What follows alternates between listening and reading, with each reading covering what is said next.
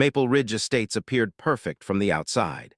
Every house followed the strict architectural guidelines, every lawn maintained at precisely 2.5 inches, and every mailbox painted the exact shade of forest green mandated in Section 4, Paragraph 7 of the Homeowners Association Handbook.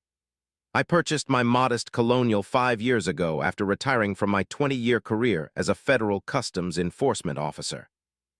The transition to civilian life had been challenging, but I valued the peace and quiet this neighborhood promised. My name is Michael Taylor, and unlike most of my neighbors who worked in corporate offices or ran their own businesses, my background gave me a different perspective on rules and regulations. I understood the need for order, but I also recognized when authority crossed into tyranny. The first time I attended a Maple Ridge HOA meeting, I witnessed residents being berated over infractions as minor as having wind chimes that exceeded the approved decibel level. I left that meeting with a knot in my stomach and a decision to keep my head down.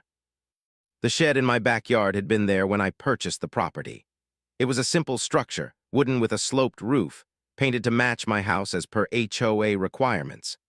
What my neighbors did not know was that 3 months ago, my former colleague and good friend, Special Agent David Martinez with the Bureau of Alcohol, Tobacco, Firearms, and Explosives, had approached me with an unusual request. "Mike, we need a secure storage location outside of official channels for an upcoming operation," David explained, as we sat in a booth at the back of a diner far from my neighborhood. "The case involves potential corruption within local law enforcement, so we need to keep certain evidence off the books until we can execute warrants." I stirred my coffee slowly, considering his words. "You want to use my shed?" "It would be temporary, 3 months at most," David assured me. "We would retrofit it with proper security, disguised as normal maintenance. Nothing that would alert your neighbors or violate any of those crazy HOA rules you complain about." I nodded thoughtfully. What exactly would be stored there? Training weapons and surveillance equipment, evidence from related cases. Nothing that would put you at risk, but items that need to be kept secure and away from prying eyes, he explained. I agreed, partly out of loyalty to my former colleagues, and partly because I still felt the pull to serve in some capacity. The retrofitting happened over several days, with workers disguised as regular contractors. From the outside, my shed remained utterly unremarkable. Inside, it now contained reinforced walls, a sophisticated alarm system, and secure storage cases. The first sign of trouble came 2 weeks after the installation was complete. I was trimming my hedges when Karen Winters, the HOA president, stopped on the sidewalk in front of my property. Karen had steel gray hair styled in an immaculate bob, wore designer clothes that seemed excessive for neighborhood patrols, and carried the HOA rulebook with her at all times like a religious text. "Mr. Taylor," she called out, her voice crisp and cold, "I noticed you had work done on your shed recently." I straightened up, wiping sweat from my brow. "Just some maintenance, Karen, nothing structural." She pursed her lips, eyes narrowing slightly. "Any modifications to external structures require prior board approval. You do remember submitting the proper forms for this work, correct?" "The shed was not modified externally, just internal repairs," I replied calmly, though I could feel a tension headache forming. "Section 8, Paragraph 3 of the guidelines specifically exempts internal repairs from the approval process." Karen appeared momentarily taken aback that I had quoted the rulebook back to her. Her smile tightened. "Well, I should hope that is truly the case. We will be watching to ensure no violations have occurred." As she walked away, I noticed her taking photographs of my property with her phone. Something told me this would not be our last interaction about my shed. Little did I know that this innocuous structure would soon become the centerpiece of a neighborhood power struggle that would end with federal agents on my front lawn. The monthly HOA meeting was held in the Maple Ridge Community Center, a building that resembled a small colonial courthouse, complete with a podium where Karen presided like a judge handing down sentences. I took a seat in the back row, noting the unusually high attendance. Word had spread that the Henderson family was appealing a fine for installing a basketball hoop in their driveway without prior approval. "Order, please," Karen called out, rapping her gavel against the wooden podium. She adjusted her reading glasses and surveyed the room with the cool assessment of a dictator counting her subjects. First on our agenda, the Henderson appeal regarding recreational equipment installation without board approval. Mark Henderson, a middle-aged father of 3, stood nervously. As I explained in my letter, the basketball hoop is portable. It is not a permanent installation, so I believed it fell under permitted recreational equipment. Karen smiled thinly. Mr. Henderson, permitted recreational equipment must be stored out of sight when not in active use. Section 12, paragraph 9 is quite clear on this matter. My kids use it almost every day, Mark protested, and several other homes have similar. Those homes have received proper approval, Karen interrupted, though I knew this was false. The Rodriguez family had an identical hoop but were close friends with Karen. The fine stands at $500, with an additional $25 for each day the unapproved equipment remains visible from the street. Mark sat down, defeated. This was Karen pattern. Select targets who lacked the resources or will to fight back, make examples of them, and cement her authority. Her inner circle sat in the front row, nodding in approval. There was Dennis Miller, a retired corporate attorney who handled the legal threats. Patricia Watson, who photographed violations and maintained detailed files on every resident. And Robert Chen, who managed the HOA finances with an iron grip, denying expenditures for anyone outside their favor. The meeting continued with 3 more homeowners receiving fines or warnings. Then Karen reached the final agenda item with a predatory gleam in her eye. Now we come to a proposal for additional regulations regarding exterior storage structures, she announced. Recent safety concerns have prompted the board to consider mandatory interior inspections of all sheds, garages, and similar structures to ensure compliance with fire codes and storage regulations. My head snapped up. This was new and directly targeted at my situation. Karen continued outlining a proposal that would give her safety committee authority to inspect any structure on private property with just 24 hours' notice. The implications were clear. She wanted legal access to my shed. I raised my hand and stood when acknowledged. The HOA has no legal authority to enter private property or structures without owner consent, I stated firmly. This proposal overreaches the bounds of the covenant we all signed and potentially violates state privacy laws. The room fell silent. Few residents ever challenged Karen directly. Her smile vanished as she stared me down. Mr. Taylor, as a newer resident, you may not fully appreciate the safety concerns that prompted this proposal, she said icily. Perhaps you have something to hide in that shed of yours. I value privacy and property rights, as should everyone in this room, I replied, addressing the other homeowners rather than Karen. This proposal sets a dangerous precedent.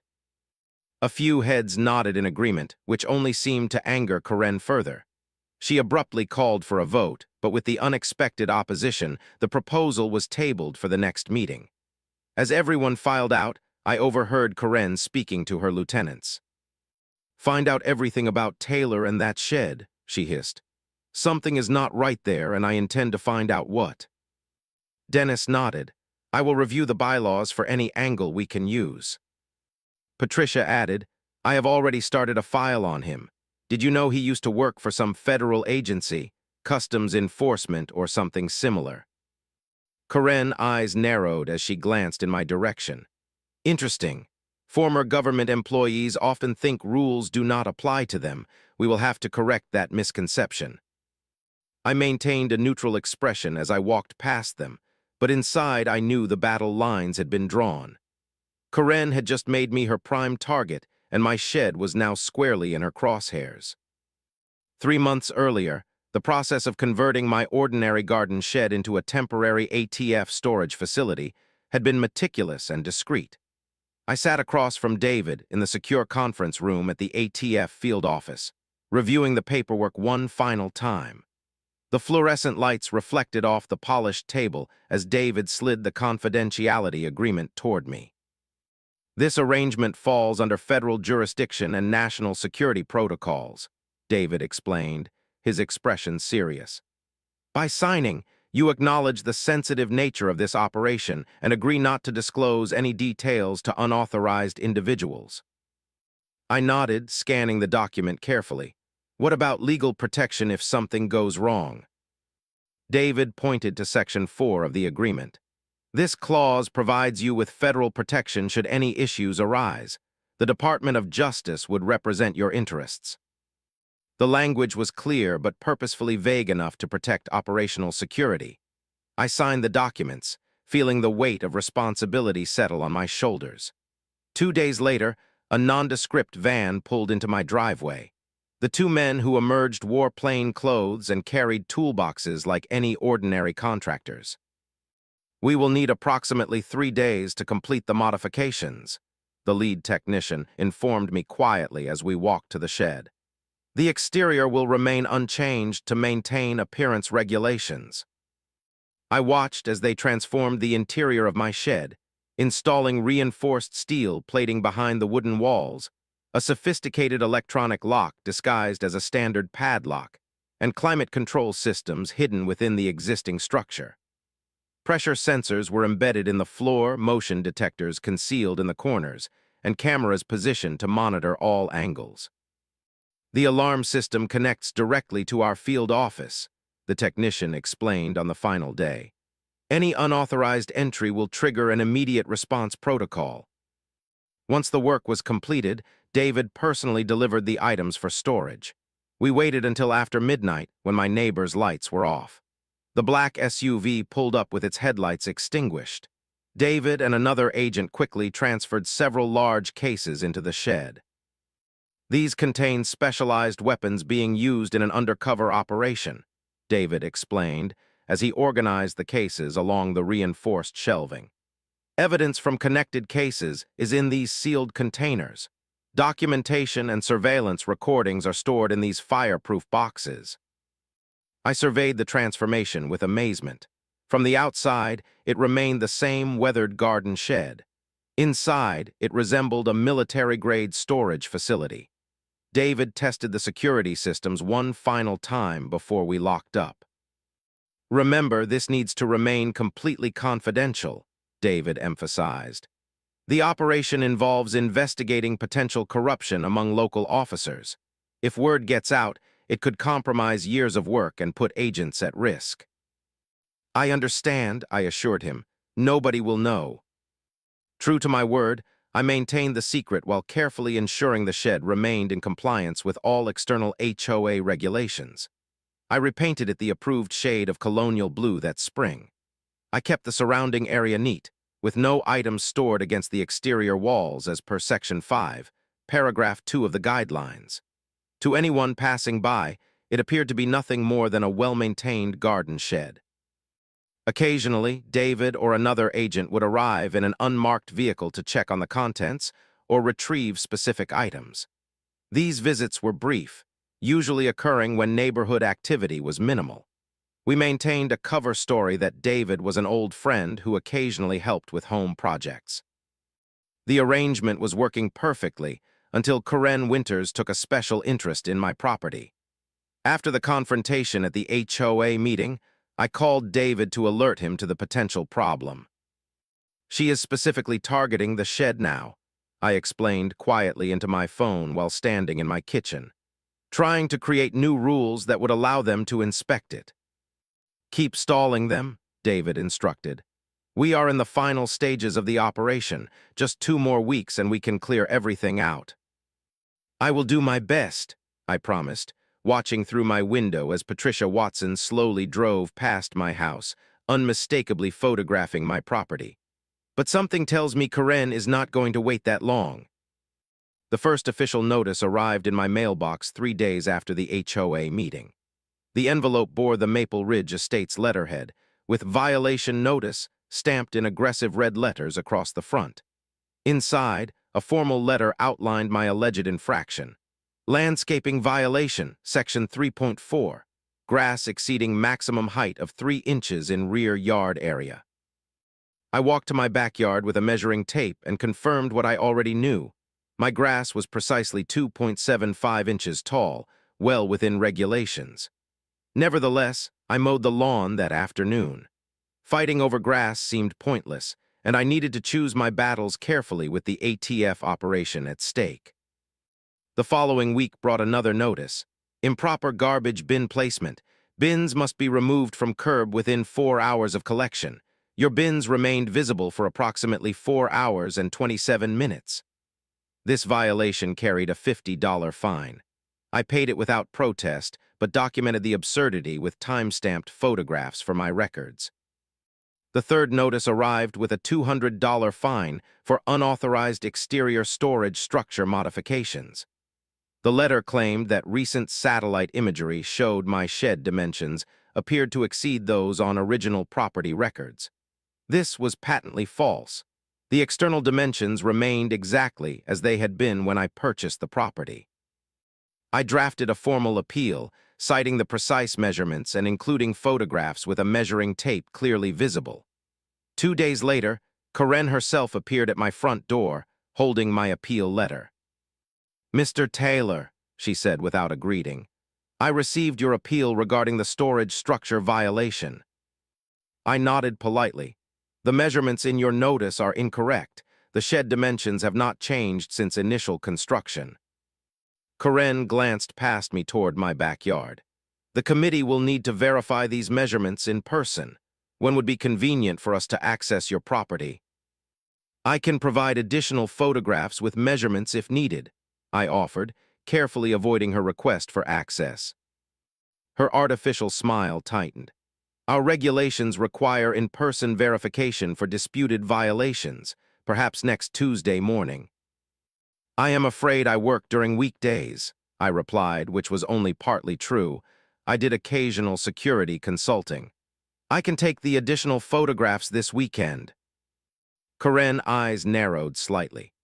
"Mr. Taylor, continued resistance to reasonable inspection requests may result in additional fines under Bylaw 7.2 regarding homeowner cooperation." "I am not resisting inspection of the exterior dimensions," I clarified calmly. "You are welcome to measure the outside of the shed from my yard. I simply cannot accommodate unplanned interior access due to personal property storage." This technically true statement seemed to further irritate her. "Very well. Patricia and I will come by Saturday at 10 a.m. to verify the exterior measurements." She turned to leave but paused and added, "You know, Mr. Taylor, things run much more smoothly for residents who cooperate with the association." The veiled threat hung in the air as she walked away. I immediately called David to update him on the situation. The Saturday inspection was tense but uneventful.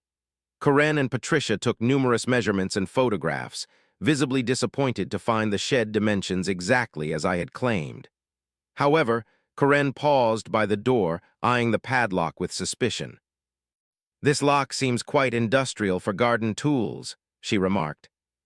"I keep valuable equipment inside," I replied smoothly. "The previous lock was damaged during an attempted break-in last year." Over the next 2 weeks, the notices increased in both frequency and absurdity. I received violations for excessive vehicle movement, when I had friends visit, improper holiday decoration storage, though no decorations were visible, and non-approved wildlife feeding because birds occasionally landed on my bird bath. Each envelope that arrived contained Karen's signature, each fine larger than the last. My appeal letters were systematically denied without explanation. Then came the surveillance. Patricia's car parked across the street for hours, Dennis Miller walking his dog past my house 4 times daily, and Robert Chen taking photographs of my property at different times of day. The situation reached its breaking point when I discovered a small camera disguised as a garden ornament in the hedge between my property and my neighbor's. After confirming it was directed at my shed, I removed it and placed it in a sealed bag, documenting everything with photographs and notes. That evening, Karen marched up my driveway with Dennis and Robert flanking her like enforcers. She did not bother with pleasantries. "You have removed association property from common area landscaping," she accused. I held up my hand. The device was a surveillance camera directed at my private property, installed without consent, which potentially violates state privacy laws. Dennis stepped forward, his legal background evident in his posture. The association has broad authority to monitor compliance with regulations. Not through covert surveillance of the interior of private property, I countered. I would be happy to discuss this matter with the police department and let them determine the legality of your actions. Karen's face flushed with anger. Mr. Taylor, let me be absolutely clear. Your shed violates multiple bylaws, and the board has unanimously voted to demand its modification or removal. You have 7 days to either bring it into compliance, which will require a complete interior inspection, or face daily fines of $500. She thrust an official letter into my hand. This is your final notice before we take further action. After they left, I read through the document carefully. It cited vague safety concerns and structural integrity issues without any specific evidence. The deadline gave me exactly 1 week to comply. I immediately called David, my heart racing. They are demanding access to the shed within 7 days, I explained urgently. This is not a request anymore. They are threatening extensive fines and potential legal action. David sighed heavily. The operation is almost complete. We need 3 more days, then we can clear everything out. Can you stall them somehow? I can try, but Karen is on a mission now, I warned. She will not back down easily. What neither of us knew was that Karen had already decided not to wait for my compliance. She was planning a more direct approach that would set in motion consequences beyond anything she could have imagined. The call came early Thursday morning, 3 days before the HOA deadline. My sister Ellen was sobbing on the phone, her words coming out between gasps. Mom had a fall, broken hip, surgery today. Can you come? My mother lived 4 hours away in a small retirement community. At 78, any broken bone presented serious complications. I threw essential items into a duffel bag, my mind racing between concern for my mother and worry about leaving the shed unattended with Karen and her enforcers circling like vultures. I called David immediately. Family emergency. I need to leave town for at least 2 days. My mother is having surgery. Go take care of your family, David reassured me. The operation concludes tomorrow. I will send someone to keep an eye on things while you are gone. I hesitated, still concerned. Karen has been escalating. I am worried she might try something while I am away. We have the security systems in place, David reminded me. Any unauthorized access will trigger immediate alerts. Just go. Family comes first. Before leaving, I installed 2 additional security cameras of my own, one with a view of the shed and another covering my backyard gate. Both would upload footage to cloud storage I could access remotely. I also placed a printed notice on my front door indicating I was away for a family emergency, and all deliveries should be left with my neighbor across the street. As I backed out of my driveway, I noticed Patricia Watson watching from her living room window. Our eyes met briefly before she stepped back behind her curtain. A sense of foreboding settled over me as I drove away from Maple Ridge Estates. The surgery for my mother went well, but the doctors wanted to keep her under observation for an additional day. I spent Thursday night sleeping uncomfortably in a hospital chair, checking my phone periodically for security alerts. By Friday afternoon, my mother was stable and resting, with my sister planning to stay with her during recovery. I decided to remain overnight and drive back Saturday morning. What I did not know was that Karen had assembled her enforcement team in her immaculate living room at precisely 3 p.m. that Friday. Dennis Miller, Patricia Watson, Robert Chen, and 2 other board members gathered around her dining table where architectural plans of my property were spread out like battle maps. Mr. Taylor left town yesterday for a family emergency, Patricia reported, sliding several photographs across the table. His mother is apparently in the hospital. He left a note on his door. Karen nodded with satisfaction. This provides us with the perfect opportunity to conduct our inspection.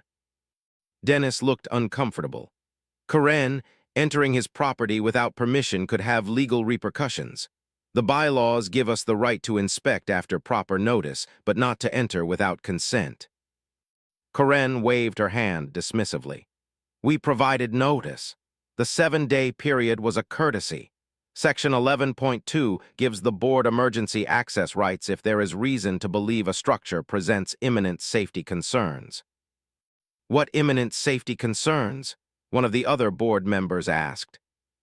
Karen smiled thinly. Patricia observed unusual activity around the shed recently. Unidentified individuals coming and going. Potential unauthorized commercial activity or dangerous materials storage. This was a complete fabrication, but Patricia nodded in agreement, always eager to maintain her position as Karen trusted deputy. Robert Chen still looked hesitant. Perhaps we should document our concerns more thoroughly before proceeding, he suggested. The documentation is all here, Karen insisted, tapping a folder. We are acting within our authority to protect the community. Now I have prepared gloves and flashlights for everyone. We will enter through the side gate, document the exterior violations first, then inspect the interior of the shed. At 4:30 p.m., the 5-person team made their way to my property. Karen had timed their operation carefully, choosing the hour when most neighbors would be preparing dinner or still at work. They moved with surprising efficiency, Karen leading the way like a general commanding troops. Patricia used a small digital camera to photograph alleged violations. A garden hose not fully wound on its reel, a barely visible cobweb under the eaves of the house, a recycling bin visible from certain angles. Dennis carried a clipboard, noting each supposed infraction with reluctance. When they reached the shed, Karen circled it slowly, pointing out imaginary discrepancies. The paint shade is slightly off from the approved color. The roof pitch appears to have been modified. These are clear violations. My security cameras silently recorded their trespassing, uploading the footage to my cloud account in real time. What they did not realize was that their actions had also triggered the ATF silent alarm the moment they crossed into the detection perimeter around the shed. Karen approached the padlock, examining it closely. This is clearly not a standard lock. Look at the construction. This is industrial grade. She turned to Robert. You brought the bolt cutters as I requested. Robert hesitated but produced the tool from his bag. Karen, cutting a lock crosses a line from inspection into destruction of property. It is an unauthorized modification, Karen insisted. The bylaws give us the right to remove unauthorized additions. Cut it. After several moments of tense silence, Robert positioned the bolt cutters around the lock. He looked to Dennis, who reluctantly nodded, still believing Karen's assertion about emergency access rights. With a grunt of effort, Robert snapped the lock. The moment the lock broke, another silent alert triggered at the ATF office. Karen pulled open the shed door with triumphant satisfaction that quickly transformed into shock. Instead of garden tools and lawn equipment, they found themselves staring at metal cases with federal identification numbers, specialized equipment with government tags, and a wall of documentation bearing ATF seals. "What is this?" Patricia whispered, her camera frozen in midair. Dennis stepped back immediately. "Those are federal government seals. We need to leave, now." Karen stood transfixed, her eyes darting from case to case. "He is storing weapons, illegal weapons. I knew he was hiding something." She pulled out her phone and began taking pictures. "Karen, stop," Dennis hissed. "Those are federal tags. This is a government facility of some kind." But Karen was already dialing her phone. "Hello, police. I need to report a cache of illegal weapons I have discovered." The group retreated in disarray, leaving the shed door hanging open. What they did not notice in their haste was the small red light now blinking steadily in the corner of the shed, the security system actively recording and transmitting everything to ATF headquarters. I was preparing to check out of my hotel room when my phone buzzed with multiple security alerts. Opening the app, I watched in disbelief as the recorded footage showed Karen and her team trespassing on my property, photographing my house, and then breaking into the shed.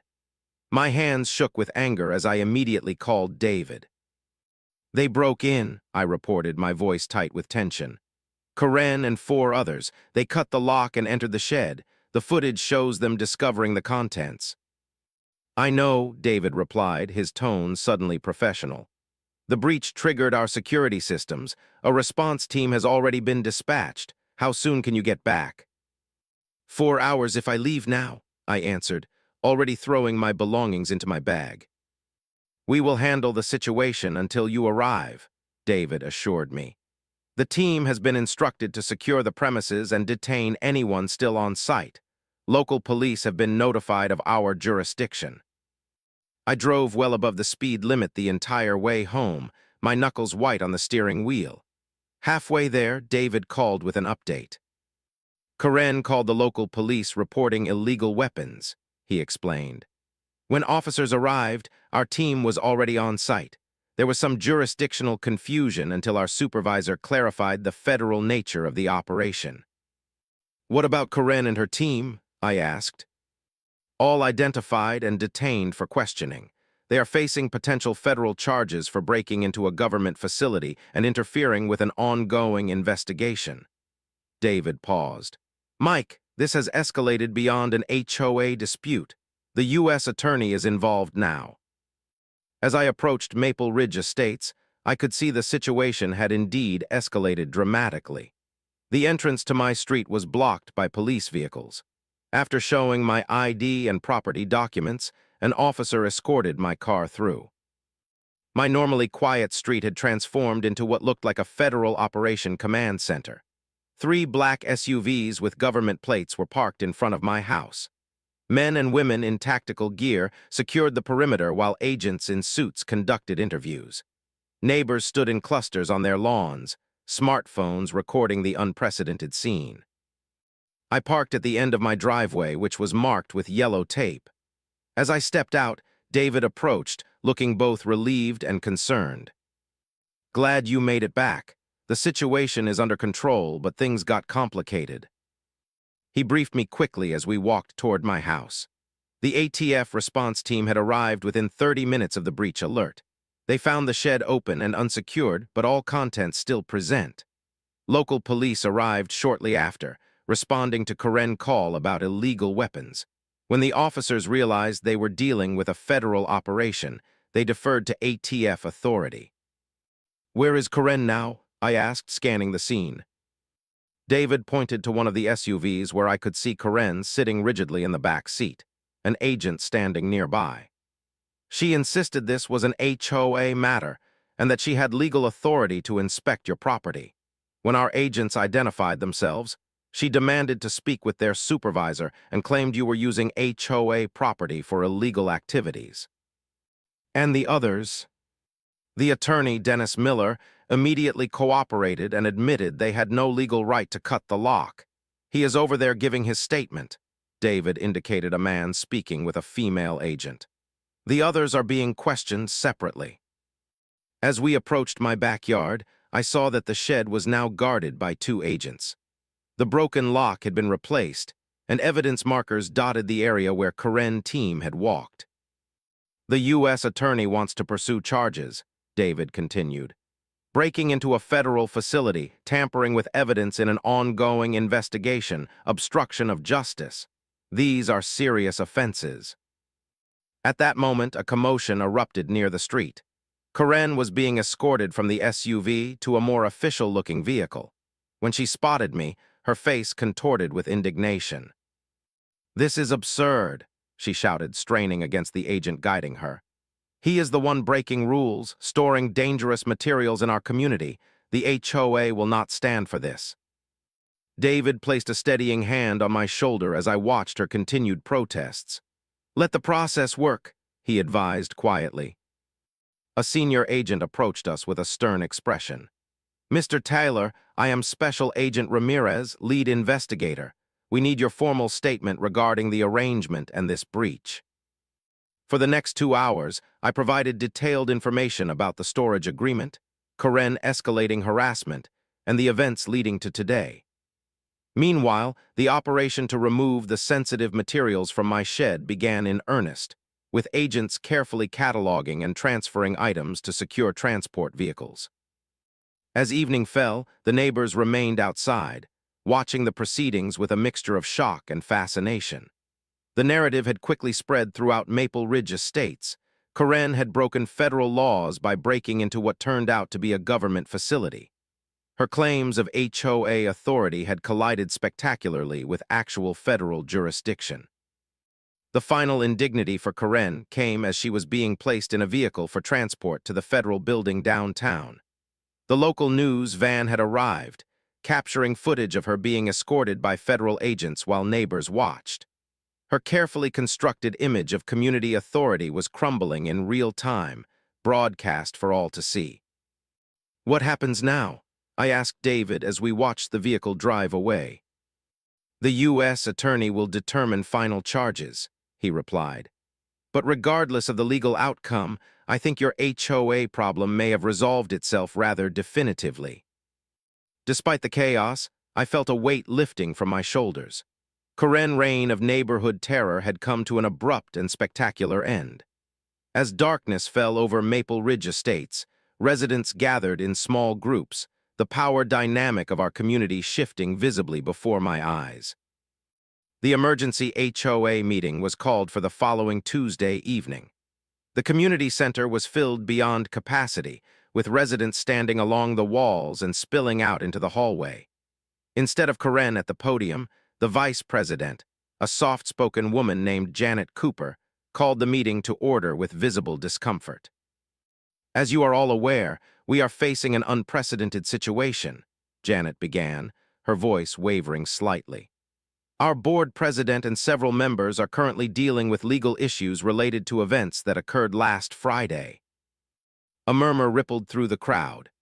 Janet continued, explaining that federal authorities had provided limited information but confirmed that Karen Winters, Dennis Miller, Patricia Watson, Robert Chen, and Howard Bennett had entered my property without legal authorization and breached a secure federal storage facility. I sat quietly in the middle of the room, aware of the glances and whispers directed my way. David had advised me to attend but say little, as the case was still developing. A representative from the U.S. Attorney's office stood at the back of the room, there to ensure no details of the ongoing operation were compromised. Janet yielded the floor to a senior ATF official who had agreed to address the community. He stepped to the podium with the practiced confidence of someone accustomed to managing crisis situations. "Good evening. I am Deputy Director Anderson with the Bureau of Alcohol, Tobacco, Firearms, and Explosives. I can confirm that the storage facility accessed by your HOA representatives was being utilized by our agency as part of a legitimate federal operation. Mr. Taylor was cooperating with our bureau under proper legal authorization." He paused, letting this information settle among the residents. "I cannot disclose details of the operation, but I can assure you that at no point was public safety at risk. What I can say is that the unauthorized access to this facility has resulted in serious federal charges being filed." A resident raised his hand. "What exactly are they being charged with?" The deputy director nodded. "The U.S. attorney has filed charges including breaking and entering a federal facility, obstruction of justice, tampering with evidence related to a federal investigation, and criminal trespass. These charges carry potential penalties including substantial fines and possible incarceration." The room fell silent as the gravity of the situation sank in. The dream of unlimited HOA power that Karen had cultivated had led her directly into the harsh reality of actual legal authority. The following week brought further developments. Karen and Patricia were released on bail with electronic monitoring. Dennis Miller had cooperated fully and received lesser charges. Robert Chen and Howard Bennett accepted plea deals in exchange for testimony about Karen's systematic abuse of HOA authority. The most significant outcome for the community came 3 weeks later at a special election for new HOA board members. The meeting had a different energy. Residents spoke freely, without the fear of retribution that had characterized Karen's reign. I was surprised when several neighbors approached me before the meeting, asking if I would consider running for a position. "We need someone who understands the difference between rules and tyranny," explained Mrs. Rodriguez, who had lived under Karen's shadow for years. Someone who knows actual laws, not just made-up power trips. I declined politely, but offered to serve on a committee to rewrite the HOA bylaws to prevent future abuses. The election resulted in a completely new board led by Janet Cooper, who immediately established a more balanced approach to community governance. The legal consequences for Karen were finalized 2 months later. She received a substantial fine, 3 years of probation, and 200 hours of community service maintaining public parks, a fitting punishment for someone who had tormented others over lawn maintenance. More painful for her was the court order barring her from serving on any community